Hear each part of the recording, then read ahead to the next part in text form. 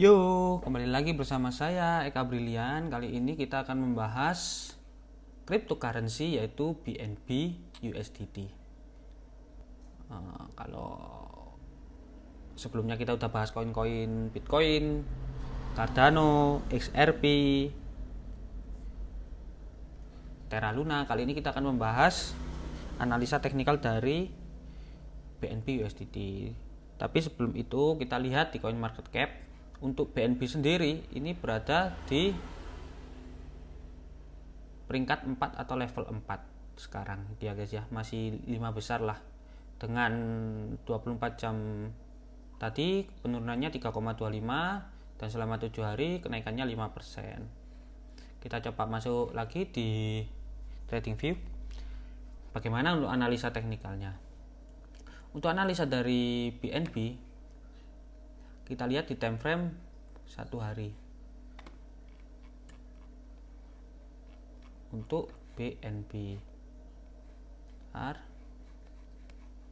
ini kok gini, coba kita refresh dulu agar tidak error ya guys ya chartnya. Nah, bentar, BNB USDT,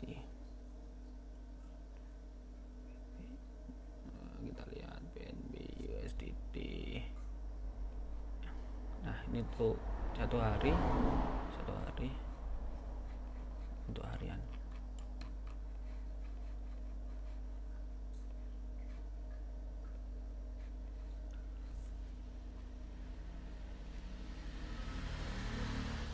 Kita lihat untuk dailynya dia sebenarnya masih bearish ya guys ya.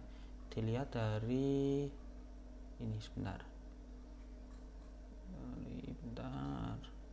catnya saya ganti dulu garis. Lihat ini sebenarnya masih bearish. Udah di break guys, setelah itu dia udah di break sih sebenarnya. Ini kalau saya lihat dia sudah di break dari ini, dari